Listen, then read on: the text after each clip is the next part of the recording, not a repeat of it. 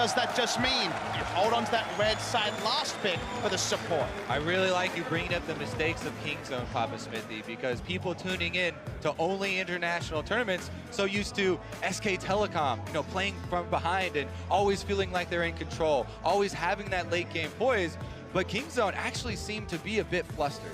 And that's not Kingzone, I agree with you. SKT were always the impervious ones. Kingzone didn't really have to be fighting from behind. They had such a dominant regular season split. But we should also mention that this tournament meta, and just currently where we're at, there isn't a lot of comebacks. It's actually very difficult to come back from the 10, 15,000 gold leads that SKT almost routinely were able to in years past. I mean, certainly 10, 15,000 gold, one of the most extreme marks you try to come back from. Done it again. And I agree, teams like SKT had perfected that more slow style, but you can see this draft very different. 3 jungle bans setting up for maybe a Graves first pick for the LCK. The jungle focus here is so clear from Kingzone. They know who they want to attack. One of the rookies here on Flash Wolves, Mugen, has been so good for this team that they have thrown 3 bans at him right out of the gate. I would have loved to see in a player camp as that happened, because some people smile when they know they're the one taking all the bans, and some people cower. We don't have enough data about Mugen to know where he lands. So a big change away. It's been a Kha'Zix ban every game by Kingzone. Graves, that was banned by them previously. The Malzahar, the other ban that had to be foregone, of course, with everything changing with the switch from red to blue side. Yeah, a lot opening up in the solo lanes because of this switch in focus and this switch in strategy from Kingzone. Now they're still going to stick with the Ezreal into Kai'Sa matchup. They like that one. And of course, you go by pick rates. Mugen will go for a Trundle here. He's actually played it 4 times already at MSI. He's actually the most played for what that one's worth, so we'll see if that's one that Kingzone are happy to give away. Exactly. The Trundle and Olaf's kind of the trade of junglers that has been left up here as far as the high tier. And that is a trade in tempo. Usually Olaf, especially if you're able to innovate, if your team is well set up to start you with a good early path, can try and take advantage of a Trundle early.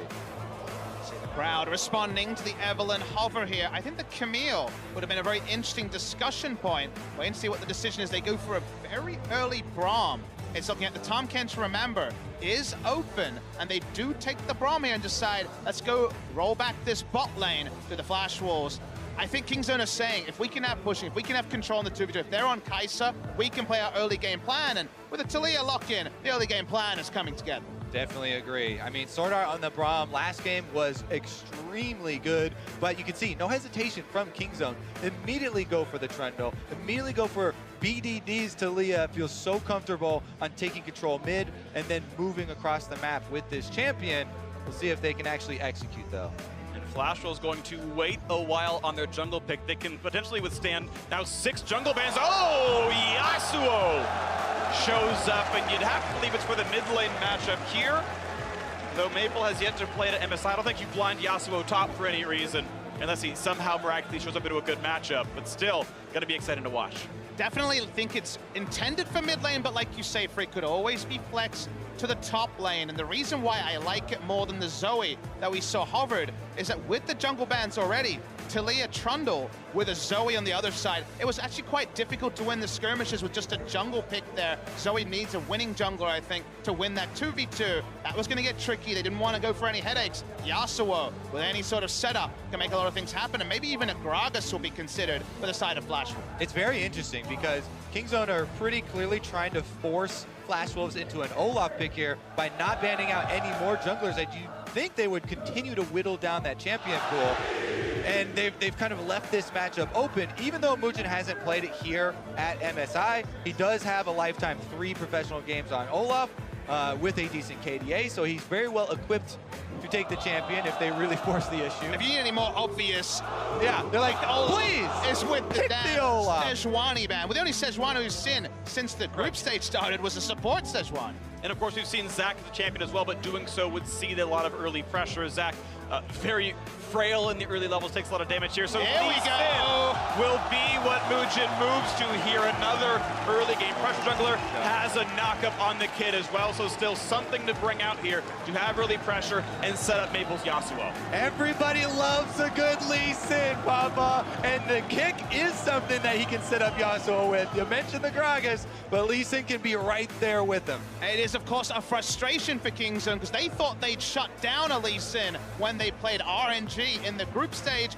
and then lane ganks was still the way for MLXG to take that game over. Now we're looking for Kingzone to round out the job. They thought they'd be invading an Olaf. They thought they'd be invading a Zach. The plan has changed. Let's see what the draft changes for Kingzone.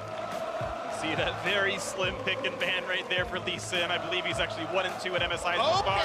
And they throw down the gauntlet. One that turns into a hammer and turns back into a cannon. Khan on his trademark pick, the Jace to blind to the top lane. Undefeated in 2018 on the Jace. Only a handful of defeats ever on this Kingzone side. Khan's Jace needs no interruption, but this is the one matchup he's talked about he's not a big fan of. He's not a big fan of it, but I was so hesitant for Flash Wolves to pick the tank in this game because there's a Trundle early on from Kingzone, plus the Jace matchup here, which can be oppressive early. Playing for the big team fights, playing hard crowd control with double backline. If you want to call Yasuo that, has worked so far for Flash Wolves. Yes, there are execution errors on Kingzone's side, but barring a obvious top lane counterpick, and say, okay, Sion's going to be the one to hold on. And this is definitely a priority draft from Kingzone. Now they once again do have the push in multiple lanes. Yasuo can fight back eventually, but usually it's Phantom Dancer and at least level 6 and a Lee Sin to actually get over the line. This is again a draft where Kingzone are setting themselves up for a strong start. Definitely true, and a lot of it is going to come down to Khan's Jace, the iconic champion you associate with this player when he is smashing all top laners in the world. Can he do it here against the Flash Wolves at MSI, where he has had a rocky tournament? It always feels like the Jace in this matchup has to put so much effort and never let up on the gas, never let up on the pressure, never let up on the harassment in order to actually utilize this well. Well, I have 2 NA casters with me, and you guys know all about NA Jace. We've been conditioned to not approve of that matchup. And I've been conditioned to get excited when Khan locks in the Jace. He is on his trademark. He will have his work cut out for him, but again and again, people have walked up and tried to contest the Jace. They've all failed. Interestingly, Hanabi's been one of the few players who has been able to stand up to Khan. He's looked great so far in this tournament, bringing up Yasuo himself as we get ourselves into game number 3. Exactly. Hanabi with his iconic Yasuo pick was able to hand it to Khan. Will Khan it's a bit of a new icon. be able to do the same? I mean, he did it when he was a solo lane, mid lane player. All right, let's take a look though. Maple now going to be the one to have a Yasuo in his hands. And again, this has been a counter pick that has merged over at MSI. If people haven't been seeing the Yasuo into Taliyah, trying to use that mobility, especially with a jungler like Lee Sin, you can threaten kill pressure on the mid lane, and warding becomes very, very important. Here we go, the level 1 invade is actually circling around. You see basically every blue side team make this same invade. It almost seems like the blind top side invade is the safest level 1 for a blue side team to guarantee a strong quadrant of the map. So once again it happens. Very deep vision answered by Flash Wolves. Get any information but a re-entrance to the red side jungle for Kingzone. So both these red buffs spotted, and looks like Muujin's going to sit on the red buff himself and will not be answered too easily. Nice little bit of damage comes out. Yeah, it's hard to dodge Taliyah's spells if there's no minions around. Usually you'll see the Yasuo using sweeping blade. Oh, Prey is going to go for a Q to help. He's walking right on top of the champions. He might not have a way out. The stun is on Ignite as well. There is no escape, and Prey goes down. Beautiful step out for Flash Wolves. They actually hugged the brush there by the Krugs. They know that Prey with the level 1 Mystic Shot can check the brush. They're expecting Lee Sin to start at his blue and then go bot side. They knew about the vertical jungling, even for Kingzone. Oh my goodness, what a start here. And this after such a one-sided game number 2. You can hear even the crowd behind them, everything channeling their power for Flash Wolves. It's almost the entire world wants to see a Korean team lose a best of 5. It happens so rarely. Prey does not expect this play at all. Expecting someone to walk up, doesn't hit Muujin with the Q, doesn't use a summon. Now he has someone to teleport, so the lead is not actually felt. It's a small amount of experience, but obviously no gold to be spent by Betty when it comes to the lane. Those are the things that make solo queuers cry cheese, yet it's good preparation, and it is a good surprise tactic. Because they were in the bush also, as you mentioned, Muujin had vision of them, so he could see the Mystic Shot, dodges it out. There was absolutely everything gained there for Flash. And we're in France, Kobe. It's finally aged French cheese. And isn't it delicious for the side of Flash? Well, you take that cheese and you stuff it down their throats. Top side, though, everyone for Kingzone is trying to make a move. Early move, 3 versus 1 up here, and only level 2 on this poor Sion. Can he do anything about this one? It's going to be aggro pulled by Jace. Khan backs up. One more turret shot with the damage output, just not there. Is there going to be a re-engage? Now Peanut's time to pull it. Gets the chunk, gets right back out. BDD gets the credit and an answer on the top side. Hanabi Zombie was able to get back up and get the cannon minion for himself at least, but that is Kingzone. Barely, if not, you know, pulling off that dive. It doesn't actually deny CS. He actually ends up coming back to lane with just about the same amount of gold, apart from the assist coming through for the Jace. No double longsword there. So the Zombie actually gets a lot of value. Yep, definitely one of the pros of playing Sion and getting dope early on.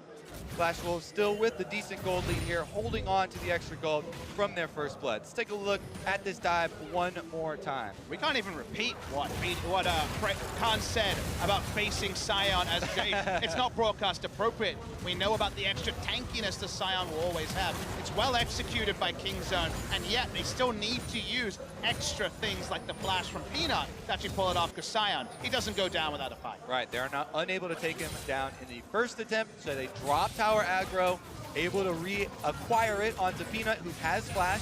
The jungler willing to utilize his to get out of tower range rather than having someone else like BDD, you know, more vulnerable laner spending theirs for it. And speaking of reacquiring, though, the time to go back top lane could be now. Hanabi is summonerless. There's still double summoners for Khan. BDD on the way up, but does it matter that he knows there's good damage coming through? BDD still walking up. The Trundle coming in as well. They finally decided to turn it around, but does Sion even get to play League of Legends anymore?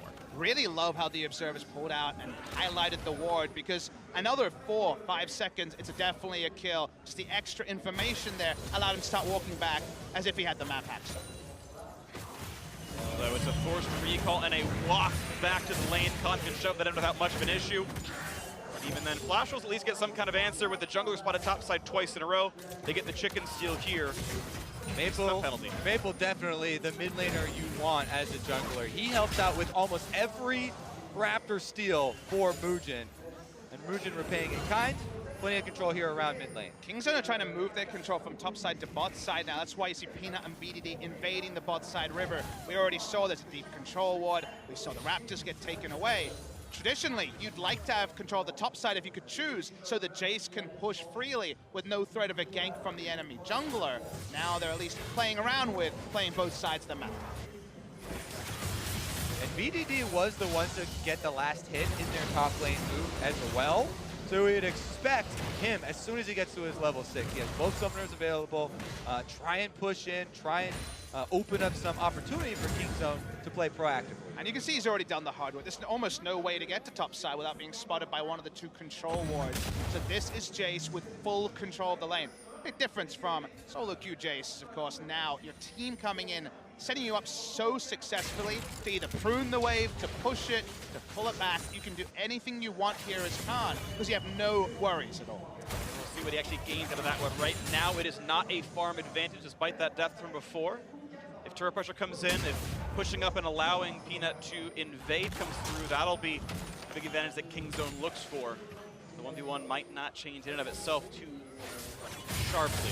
Right now, Maple shoving in the mid lane. BDD still holding on to this farm. Only down 5, despite the fact that he roamed up twice. And the fact that Raptors were stolen as well. So. He's roamed twice, Freak, but he's actually not backed yet. He still has been out on the map for 6 minutes 45. It's only a dagger he's against, so it's not a significant lead. But this BDD sacrificing his own shops to try to help his lane. Here we go, though. The level 6 duo, Yasuo and Lee Sin. Ultimates available, looking for the invade. Peanut sees them on the control ward, but again, this is a 2-level advantage currently. 4 people down here. Teleport not available for either top side, so 4 is the only number you really need. The deep ward comes down for the red, already taken. Flash just a little bit slow to the invade. Time was wasted. Ended up being too late, like you mentioned, Freak, and that means they can try to fall back to the Drake. They feel like they should have got a bigger advantage given where the levels were, but they were a step behind the play. Yeah, Peanut happy to get away his own red, but again, Muujin takes down the Cloud Drake, gonna add that extra move speed here for Flash Wolves to try and react across this map. Cloud Drake will not be contested as the bot lane keeps the pressure on, so Flash Wolves gets that one without too many issues. 7:38, that one goes down, and move speed now here for the team. Maple just plays the defensive side of this lane, and again, BDD looks towards the top side. The Flash still down for a few moments. And Hanabi actually has to run away from this one. That's even a delayed recall, so that top lane pressure now is pushing forward. The farm lane pretty big, but now look to the bottom lane. Killer Instinct in, high damage on a prey. That's gonna be the knockup. Godfish Lee Sin takes down his believers. And he lays it down into the bottom lane. Prey not gonna be on the map. Full bottom lane control yet again for Flash Wolves, allowing this Kai'Sa not only to scale, but to dance as well. Everyone is feeling it. Execution beautiful, that flash for the kick, then went into the queue. Top side, trying to answer as well. And here comes Weaver's Wall, 3 versus 1, no escape there, kill goes to Khan. Pillar interrupted the exit route coming through from the Scions. If he goes down, it's gonna be a turret trade. We saw a very big lead in terms of the start of this turret damage, but with the minion wave coming back, they might actually have to invest more to get this turret. Both teams have placed their bets. Flash Wolves on bottom lane, Kingzone on top lane, and Flash Wolves are doubling down. That is first turret there, Khan getting some of the gold there in this one. The rest of the Kingzone duo sitting back far enough to not give away some kills.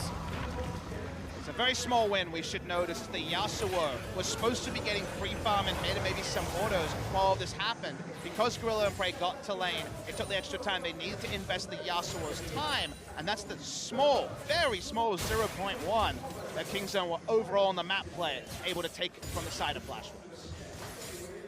Now we reset in this game as 2 of these side lane turrets have fallen. Gold difference, pretty slim, only about 1,000. Still one that does matter. You can see a gigantic farm difference at the top side. Khan is starting to really press ahead. Exactly, Freak. You mentioned it, 1,000 gold difference. All of that 1,000 gold difference shows up in the top lane matchup. Khan is 1,000 ahead of Hanabi right now, and that is where Kingzone really need to play off of. They put everything into this champion. They want to keep up the pressure. They want to utilize that advantage.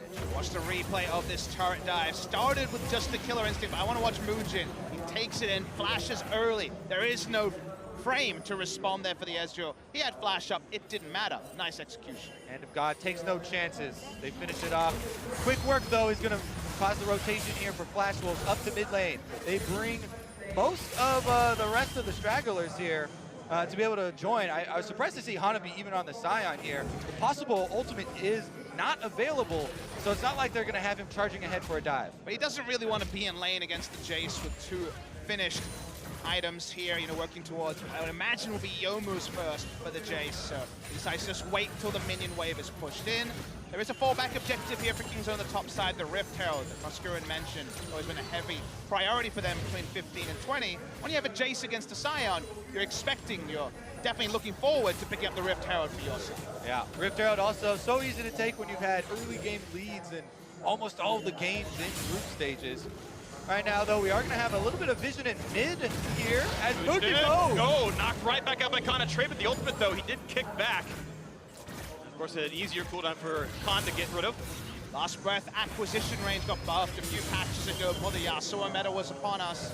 Have to remember that the instant kick into ultimate is available, so a little disengaged there by Khan. And as that one resets, Prey walks back into lane. Bottom lane has actually been one of the big sources of power for Flash Wolves. You mentioned execution difficulties. Most of the deaths in that game, too, did come from the Kingzone bot side. It's been 3 straight first bloods for Flash Wolves in the bottom lane as well. They've gotten a lot kind of taking down their opponents there. This one, though, stabilized a little bit. The gold lead in the bot lane, not that big considering the farm and kill difference. Looks like Scion was seeding top side to some degree, Kingzone seeding bottom. Can ever really extend a huge CS lead over an Ezreal. Too many range farming abilities, too safe with the teleport to be up on the map so much.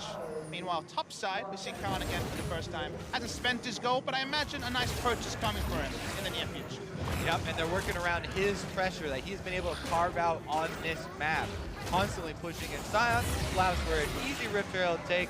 There you go. And you know what the best thing is for Khan in this tournament? Not really expected to be teleporting into too many team fights to Jace. It's about pressure in lane. It's about forcing the enemy to react and using map control rather than 5v5s. The Kingzone, honestly, if I look back and I think back to all the games of Kingzone in the regular season, very few games were about a team fight. They were about pressure. They were about no-go zones for the enemy. That's what the Jace is usually going to be providing for the side of Kingzone. We'll have to check in if Kingzone are the ones feeling the pressure in their play once we get to the skirmishes. Will there be more missed abilities, more missed time teleports that have plagued them throughout this tournament? Papa Smithy, you mentioned no-go zones. We're seeing the map be split up a little bit. Red buff Steel coming in soon for the top lane with that Rift Herald grabbed as well. You saw the same thing in the bottom side, though. It's Betty and Sword Art ahead on the 2-on-2. Now actually switching the lanes around as they've put Maple down here once they've already stolen that red away. And in 35 seconds, as Cloud Drake spawns, Flashwolves got the first one already from their bot lane pressure. We'll see if they get more of these Drakes stacked up as a result of that as well. Their item timings right now dwarf what Kingzone has put together. We've seen BDD piece together items he's gone for odd back timings. Eventually we'll have an Archangels coming along, but there is Phantom Dance. There is already a Rage Blade. I think Flashwolves are team fight ready, especially in the 4v4. Khan, his item lead is not about team fights, so that means the Kingzone need to be respected. Yep, Flashwolves rotating their duo up through the river here, trying to fight for some vision, and this could be the side of a little bit more. Oh, they might catch out Khan. A good flash gets him to safety despite the pillar for a partial disengage, but that's now a big summoner down from a very squishy top laner. Look at all this pressure now. They can look for this turret. Yeah, that's going to completely zone them off of this top lane turret. Flashwolves going to take another outer. And that doesn't usually happen because they saw the trundle. They knew Rift Herald couldn't be summoned in another lane straight away. They eventually pushed from the turret, waiting for the Rift Herald summon here from Peanut will be used in the mid lane to draw Flashwolves over. And no one's bot lane as well, so BDD able to shove the wave in. No one's grabbing that farm here, but the collapse on mid instead. BDD is walking up. Going for the Drake actually alongside his jungler. No flank adders. It's definitely a good sleight of hand here from Kingzone. They dropped the Rift Herald only to drop back to the Dragon objective, not exposing themselves for that engagement the Flashwolves are looking for. And this all comes back again from Jace getting jungle patrol, triangle of control wards, taking the turret and the lead and the Rift Herald that's forced Kingzone to trade up. Flashwolves haven't been able to trade up because that extra variable has been expertly used by Kingzone. I really like that last set of movements from Kingzone. They move across the entire map to be able to outmaneuver Flashwolves and be able to take that dragon. In the end, though, Flashwolves return to the top side and they're going to be trading turrets. Yeah, you're seeing another example of outmaneuvering, though. This is 3 waves in a row lost on this bottom lane that Sion can't touch right here, as Flashwolves are, though, as you mentioned, able to trade turrets. This is actually a really hype trade. It won't be too many people at home, but what we see is the team comes together, takes a turret on the side of Kingzone, and solo gold goes over the side of Betty on the top side. They know what Flashwolves want to do. They want a team fight, whereas Kingzone, they're trying to extend the map, get the objectives of the team. They know they're not going to 5v5. Flashwolves are being caught in transition here, though, while Kingzone are doing work with every second of those champions. We just saw Maple on the Yasuo, back and forth between mid lane. Muujin as well as Sword Art just kind of walking between the turrets, not really getting any sort of objective done, whereas Kingzone, the plan is clear. Now it's mid. The wall is up, stopped down by the wind wall, but there's still going to be the chance of the turret going down. They're going to get yet another one. Teleport comes in, Hanabi wants in. How is this fight going to go? A pillar completely stuffs him, and the hype train goes back off the track. To see Peanut smiling, second time a pillar has stuffed. First an escape from Hanabi, and now also a collapse. They're able to once again go back to extending the map with no casualties whatsoever. Teleport coming in to defend this turret, though. Khan off of the wings as well. Oof. A chunk down on Maple, and over the last 3 minutes, Kingzone has taken so much more. A good dodge to the side, but flashless. This is going to be a kill. Last breath is in, and it's just that for Khan, his first death of the game. Flashwolves finally grabbed something to give them some momentum on this map. If it wasn't for that, as you were saying, Freak, I was chalking up the objectives here. It was Kingzone, 2 turrets on the bottom side, plus the Elemental Drake, plus the turret in mid lane. Reminder to Khan, if you're going to die, I want to see isolated deaths. No walking around to try to poke in mid lane and then die. He put down an EQ and died because of it, because his flash was down. He needs to be in those side lanes. Just decides to try to help the team with a morale boost and getting a chunk on Yasuo, and gives up his life. All right, let's take another look at this replay. Khan fired off that shock blast, and it angered the Flashwolves, even though he sidestepped the Lee Sin Q. Sword Art able to land his own on Braum, and that's enough to allow them to close. I actually spent 3 ultimates on that. You actually saw the Lee Sin walk behind and go for the kick as well, just to really make sure Khan was going down. If Kingzone had been staying out of reach for the past 3 minutes, outmaneuvering them around the map, you can definitely see why they'd be willing to throw everything they have at the wall. Yeah. Catharsis for sure. Well, we've reset the map once again. Still 4-2 in turrets. Kingzone outmaneuvered around the 12-minute mark, getting that Cloud Drake unanswered as well. Flashers have to realize that they have given up a lot recently. Just that one kill kind of marking something positive for them. We reset back on the map. This gold lead 1,500. Pretty sizable on the Kingzone side. Something to be happy about if you're a Kingzone fan. That Jace working very well. A 40 farm lead, part of a lot of these turret kills now. This fight in the top side is Maple looks for a little something, but in 1v2 must hide behind the wind wall. Big issue for Kingzone when this game goes along is that they will clearly want Jace in the side lane against Sion. He's going for Black Cleaver second as item here. Watching Peanut be chased down. Should be able to back away. Here we go, though. Ooh, nice knock up there in the front line. Maple could be falling, but gets to go back. A quick jump towards Startup, goes right back to the team. The chase is going to be in. A huge knockup. There's the re-engage, but Maple is down. However, it is a trade. In the back line, BDD grabs one on the Talia. This fight continuing. Prey will drop now. 3v3 on the fight, as a lot is still coming through. Buddy with the red buff looking for a bit more, but they're running out of teammates. This Sion going to be chained down. This will be a 4-for-2 advantage over to Kingzone. Kingzone get a tremendous amount of kills here, but there are no objectives on the map for them to take. No one can get over to that bottom minion wave. There's no dragon. Nothing is left for them to game afterwards. And I love that you start with the sobering, but I'm going to look at the elation for the Kingzone players because they haven't drafted for Fiber. They haven't drafted for these scenarios. Watch BDD this fight. He puts out way more damage than you would expect on a Talia in one of these scenarios. It goes along. It looks like it's going to be a disengage. They go for the re-engage, and Talia is free hitting the entire time. Yeah, we're able to start it off here with Gorilla on the recon, keeps Maple in check, but then there it is, pops the stick. BDD starts with damage to start, then actually uses the Weaver's Wall in combat to get to the back line. So while they take down Prey, you've got effectively another ranged AD in the Jace. Talia free hitting as well. Very well problem solved by BDD. Difficult to put out that much damage, even though the wind wall was in perfect spot in the middle of the fight. In the end, they get a 4-for-2 to get some more money in their pockets. Look at that. 4,030 damage when the wind wall was perfectly used. It's insane for a Talia in a team fight like that. And some of that is Maple getting chunked at the very beginning and dying, just getting only last breath off. Certainly, mid lane difference was a huge deal in that fight. Flash will need a lot more out of Maple if they want to win this game. Yasuo, their mid laner, highest level, needs to get stuff done. Now the stakes have been raised, though. We talked about how empty the map was after that last victory for Kingzone. Throw another Cloud Drake onto there, throw Baron onto the map, and the next team fight will have long-reaching implications. Third Cloud Drake spawning right now. They're both tied 1-1.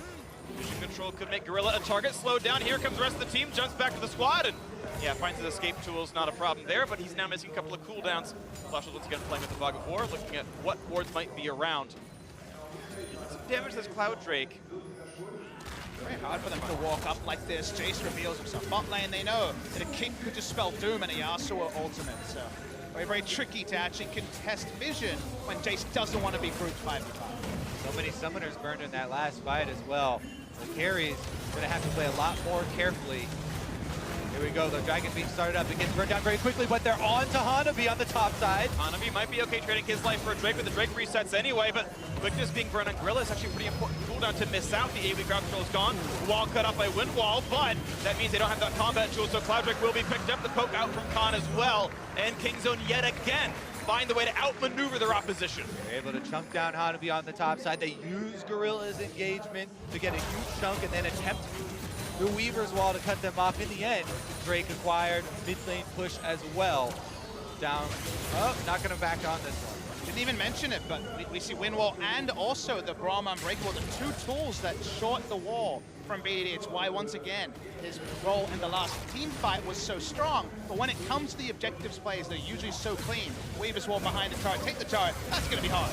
Zordar really aggressive at the front, finds the double knockup. Is there going to be the re-engage they need, though, because the squad is coming in for this fight. Mugen, will he find the kick? Goes for the Q into the back line. The knockup, but it only gets onto one as the team disengages. Maple exhausted, forced to run. One hit will kill him, and Gorilla claims that one. So now it's a 5v4. Kingzone look for the re-engage. They find Benny. Khan gets the kill. Now on to Mugen. He's running for dear life. Can they find the crowd control? Looking for a teammate to jump 2 Qs to the Wolves. Of course they're on his team. It's in the name in the first place. Just back to the squad. Out they go. Not a further knockup. Still a 2-0 for Kingzone. And this time around, Baron is available. Kingzone can transition over and hold this vision advantage. Will Flash Wolves drop too close? The defensive flashes there actually worth the lifespan for the side of Kingzone. Allowed them to turn on, but now we're at Baron. See how the Baron setup is here. Mugen is lurking. Lots of trigger boards available, no denial in the pit. Can Mugen get this smite? This turret has been made and broken on smites and Baron attempts. That ward will not go away. Mugen has complete victory, or vision I should say. They're holding looking it for the so play. low. They're getting a bit lower. Can Mugen find the play? The Q has been burned though. Here's the engage, not yet the knockup, jumps to a ward. Found out though, and Prey will knock down the Godfist as the Baron's getting lower. They finally pick it up, but the fight still going the way of Kingzone as they kite back with the buff in their hands. The Baron down, it's a burn damage. Trundle was dead and still gets the credit. Kingzone were not opening up a 50-50, but they had to take collateral damage to kill the damn Baron. They held the Baron for so long, wary of Mugen sneaking in and stealing. In the end, they are able to take it down, no matter how arduous that fight was. And it's still worth it because, again, a grouped 5v5 is how Flash Wolves wins the game. Baron is the place you have group 5v5s, but the patience here for Kingzone, who has so many members so low, this was tricky for them. Prey first tries to chase off Sword Art, gets him out of the fight. Then they're trying to look for an angle here onto the Lee Sin, on Mugen, and he has to get some angle towards the Baron. In the end, expends the safeguard there, running away from Gorilla. And take a look at this. It Baron falls to kills one Peanut. health. Watch the Baron. 22, 1, 41, 1 health. BDD throwing another rock there, gets it low enough to die in the end for Peanut. And now, with the Baron buff, what can Kingzone do? Because this is what will empower their type of competition. Let's see, BDD's got one, Gorilla seems to have one. Important though, was Khan still alive? Wasn't able to track that. He's got a pretty long recall time, so my first thought is no. Nope. No, it's only the two Barons you mentioned, Kobe. So getting it off the map, again, against a 5v5 comp, just getting Baron off the map when they have a siege split push comp is still good news for Kingzone. But it still feels like there's a team fight with only a 5,000 gold lead where Flash Wolves rewrites the story. I'm glad you returned the story to the team fight, Papa Smithy, because that fight from Flash Wolves that caused this entire chain of dominoes to occur was very poorly played. They reinitiated without Hanabi there. They didn't have their tank, and Kingzone came up with a huge punish. And now, let's see how far they can actually go. A very slight power drop in Prey's build, only on Arcane, doesn't have the full mana to AP conversion. Of course, Seraph's not far away, but up until then, slightly down in power. We've got two pretty big items in near Infinity Edge for Betty. He's actually only 600 gold away from completing that. That'll be a huge power spike, and has been one of the major carries. Of course, we're on two big items in Yasuo as well. You mentioned the 5v5s can be scary even despite the gold lead. I agree. Flash Wolves have explosive damage available. Rosenheart, lots of durability on this front line for Hanabi as well. Kingzone walking forward for the siege. They've got that Baron buff on Gorilla to push in. Prey could auto. And we'll start getting damage to this turret here.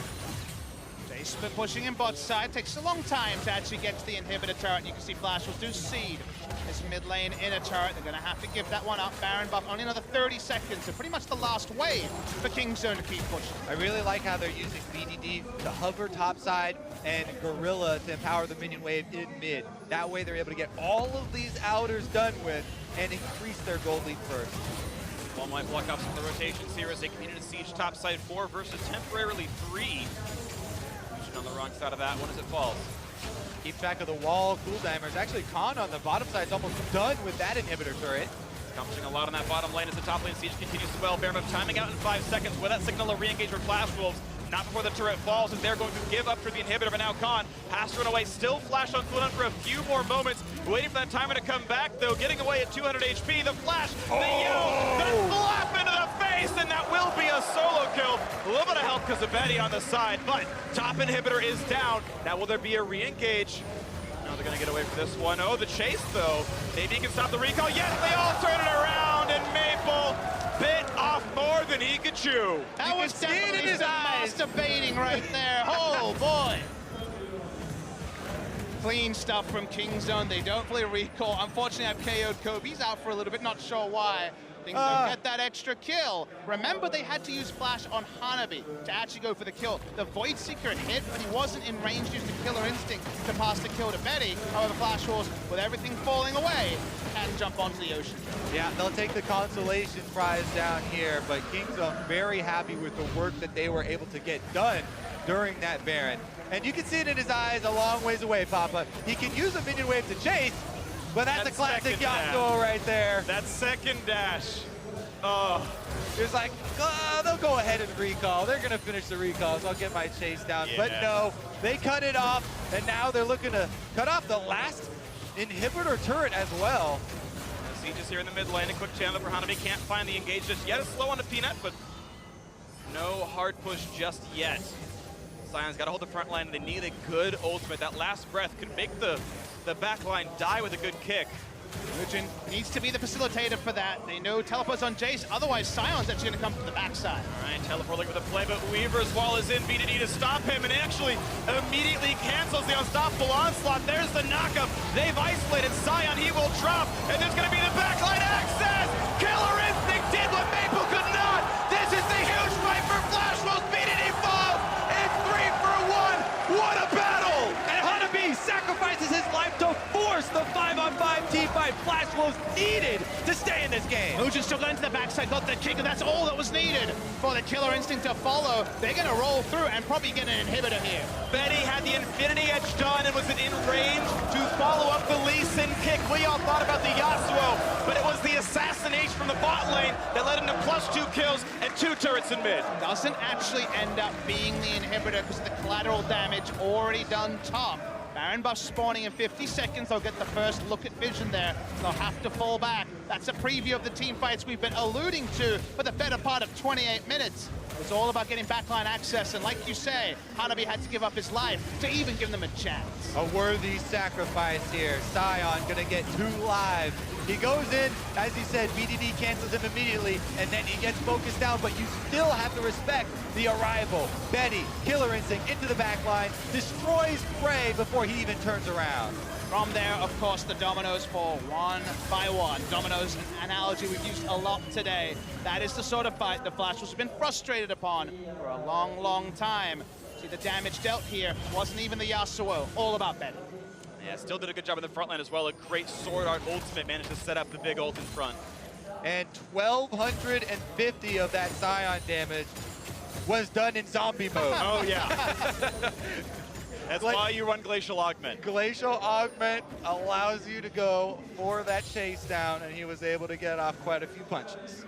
So the items still filtering in for Flash Wolves. QSS now for Betty, and Seraph's Gage in for Yasuo. Looking back at Kingzone, though, we are now at Seraph's Embrace. That shield should help a lot with the durability.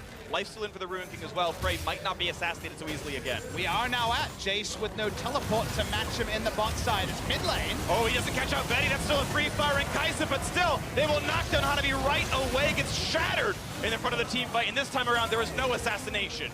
Great jump there by Kingzone. They take out the front line from Flash Wolves, and now they've got an open path. This could be really explosive with top inhibitors still dead and very low turrets in the middle and bottom lane. This 5v4 could be game-winning as the walls come up, but the turrets still don't fall. Another comes in and separates the team. 5v4, here comes the hard engage. Betty stays alive, but last breath means almost nothing. He will give away his right now as Maple has nowhere to go. 5v3 in the base with 4 to take. They're gonna go for the end here. That's all they needed. It's a couple of kills, try to end the game. Betty's got to make the miracle play now, but it might just not be enough. The turrets to fall. Here's the kicks to the back line, but can they find the kills? Betty trying to kite, and he doesn't have it. Kingzone get the team fight. They make it happen. 2-1 will be the lead. One more for the final.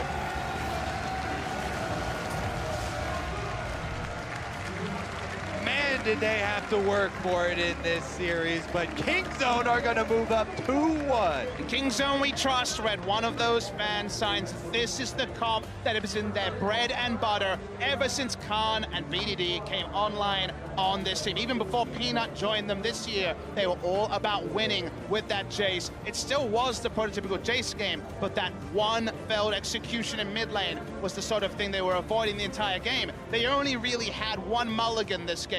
They used it, but they did close the game. Exactly. In their time of need, after suffering a huge defeat in game number 2, they turned to Khan's Jace, and they're able to find it. Jace on Khan, very, very well played. Gorilla, I think, had a sort of transformative experience here as well. He had looked so bad in game 2. He and Frey were constantly picked on, but Gorilla was great here. 1, 1, and 12 there. I mean, 13 out of the 15 KP was absolutely amazing on the Rakan. Finally got it for the first time in this series. the reason it's the most sought-after champion at MSI 2018. He looked amazing on it. And this is a Kingzone game. This is the game we saw again and again that every LCK team couldn't stand on. It wasn't late-game team fighting. It does seem like Flash Wolves can win around those, but when it comes to map pressure, that's where they were unmatched in Korea. Early mid-game pressure, beautiful for Kingzone here. They got away with the win 2-1 now in this. But to get their thoughts on how this Game 3 played out, let's send it down to the State Farm analyst desk. Thank you very much, Freak. I am loving this tournament. Ooh. Are you kidding me? As Kingzone strike back to push it to 2-1, we're seeing Yasuo's in the top and the mid. We're seeing Vladimir's in the top and the mid. Picks left and right, counters here and there. I mean, it's champion select alone, and then the way it develops within the game, this tournament is shaping up to be one of the best. And I thought the champion select was so cool in the fact that both teams were constantly daring one another. The fact that you first rotation banned 3 junglers, the other team doesn't then take Trundle, which is what they're trying to bait them in for, and instead opts for Lee Sin on the second rotation, or sorry, in phase 2 of the pick phase. Just really cool. And also I like when Lee Sin comes in, we started sitting here being like, wait, Jace can knock Lee Sin back if he flies in. They ban all these other like point-and-click fight junglers. There is a chance he's actually gonna pick a Jace here. And then he needs to blind pick, and it's like, bam, here's the Jace. We got the Talia, we can go top lane. And it actually set up for Khan to finally pick it because there were so many jungle bans. Right, he had to pick that, seeing the Yasuo on the table, right? Knowing that that could still go over to Hanabi or go to the mid lane, and yet Maple's the one to pick it up, the Scion in response. And that's where I want to set up the early game here. The idea that we have Khan on a top, on a carry top laner, and will he succeed? Yeah, and we talked about how this is the bread and butter composition of Kingzone, and this is the bread and butter of their execution on how they play this composition. They give Khan so many more resources. I think that there were a couple of windows in the early game where they could have pushed it even harder, but as you can see, they split the map. Kingzone on the top side, Flash was in the bot. Yeah, and this is where I think Prey and Gorilla, they're used to playing this style, and yet they actually get a bit surprised when you get hit there by the first hit from Betty, so you can fly him with ult, plus the jungler shows up. But they're trading, and the goal for Flash was is, don't try and help Hanabi, he's done. Just leave him, but your mid laner then needs to pick up extra farm because he stays mid, and your bot lane needs to get ahead, and Betty did get ahead. Yeah, and I do feel like Kingzone is getting pushed in this series because Flash Wolves committing to the bottom side is not something that LCK teams can necessarily do. Level 1, they had that clever invade, get first blood. They redove that bottom side, and they had Kai'Sa, right? That's a terrifying thing to go against, but Kingzone doubled down on their commitment to Khan, and it did pay off in the end. And the thing is that when Kingzone controlled the map that early and they're getting all the towers down, Deficio, we were talking about this in-between game. There was this huge window during the mid-game where Flash Wolves just had a bad read on what the lane assignments were. They were constantly not matching the pressure. Kingzone had the tempo advantage, and suddenly you have an Ezreal Talia composition with Jace. They all spike in the mid game who are getting these snowballs going. And that actually made me sad because I felt like Flash Wolves had gotten out of the early game in an okay spot. Not a great one. You're not winning. Of course, the Jace is getting fed, but they were trading turrets. It was 2 for 2, and Kai'Sa was getting fairly fed, but they didn't want to move Betty into lanes to force like a Rift Herald play. No, they kept him bot lane to get a Rage play. Then suddenly it's Trundle getting the Rift Herald, and suddenly you start seeing Kingzone get a quite big goal lead that actually used in that next fight. Right, but is it fair to say that Kingzone was on a clock here when it came to the time in which they needed to close out the game? But they're the best team in the world in terms of winning the LCK, so if you put them on a clock, where their comfort, they've shown time and time again that they know exactly to play through that second. But it is very fair to say, yes, they had to get this advantage, which is why I feel like Flash were in that okay spot. Right.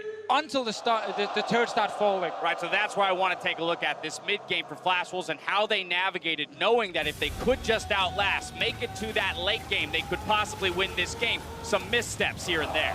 Yeah, you can see Flash Wolves outnumbered at the start of this fight. The teleport from the Scion is a little bit late, and this is another reason I don't necessarily like Cinderhulk Lee Sin. They don't actually have the burst even when they land the combo on the squishy person. He's at 75% health, they fully committed in, they don't have their shields or their front line in the right place, and the fight just falls apart. Yeah, this ends up being such a huge part of the game because it leads to this Baron setup, and here we were like, okay, oh, this was ridiculous. There's no control. What if this Scion, by the way, goes into the Baron pit, Dash, we were talking about this during the game, and gets his passive up?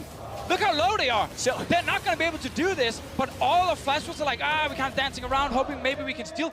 Get in there, fight them. They're going low. Did you realize that the dead Trundle actually got the last bit of damage on the Baron? He didn't have red buff. It was at 1 health. And then I'm pretty sure that Talisman Burn from his jungle item is what took it down. Oh my goodness. Just get in that Baron pit. You got to my passive. goodness. Yeah, I mean, It's yeah, we crazy. talked about it. There were probably many different ways that Flashwolves could have played that moment, but of course, that is what it means to play in an intense best-of-5, a semifinal on a world stage. You're not going to make optimal plays all the time. That said, to further drive home this point of the clock that Kingzone was on and the capability that Flashwolves could have in winning late-game team fights, I want to push us forward to our 28-minute replay. This one does go in favor of Flashwolves.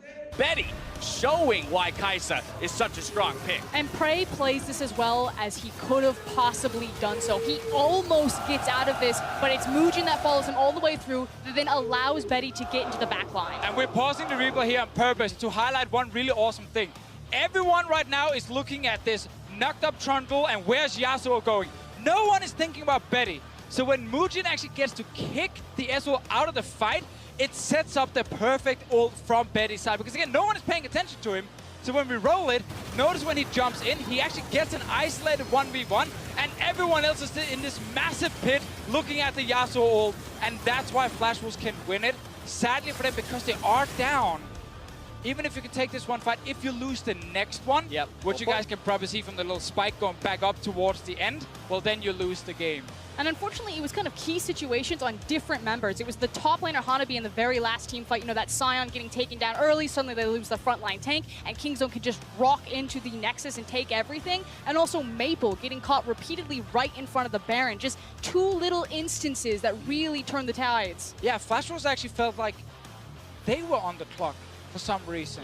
Like which they can scale. It's because I think Kingzone was applying so much pressure to them that it was making them uneasy about how they're going. We talk about the lane assignments. Yasuo needs to be in side lanes getting set up. They were never able to do that. I think if Flashwolves, they have to go away from, they can't do Yasuo again because they don't have the same level of lane priority that Kingzone has. Then they got one good fight with Yasuo in a 40-minute game. But I would love to see this game replayed with the exact same draft, but Flashwolves saying to themselves, hang on, we don't actually need to force too many things. We can also use our strong AD carry that we're playing around, move him around and take objectives, because that second replay we show, they're out of the fight. They can just walk it back, but they're like, nah, man, our support is low and our Sion's not here. Muujin flies in, kicks up 2 members, and that's what sets up a Baron for Kingzone later. I'm like, that's so unnecessary. Replay the game, don't make that one play, and you have a much easier time, in my opinion. Well, here's the thing.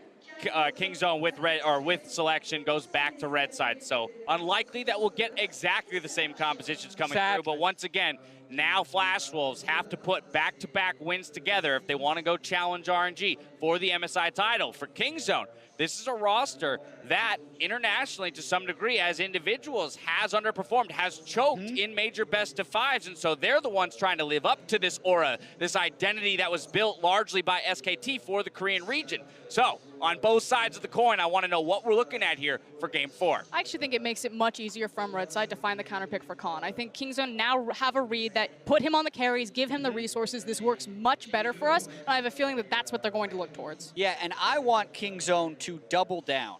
Continue to send 3 people top lane 3 minutes into the game, get that CS advantage, because then they can get wave pressure and play their entire pressure game. That's what they're actually so good at. And for Flashwolves to disrupt that, I actually don't think they go bot lane, because you don't get lane pressure by getting your bottom lane ahead. That doesn't help you with the waves mid game. Recommit to what worked in the group stage, camp the crap out of mid lane, get Maple going, and then they can win. All right, Kingzone's finding themselves here in the semifinals. Is that what I'm hearing from you, Jet? I think Kingzone will win it. All right, there you have it. With the conclusion of MSI fast approaching, let us know which player you think has had the biggest impact during the entire tournament and why. Tweet out your answer, and we'll go over your responses. The crowd goes wild behind me at the end of the show. We'll see if any players from this series make you jump to Twitter as we prepare for Game 4. Flashwolves versus Kingzone continues after the commercial break.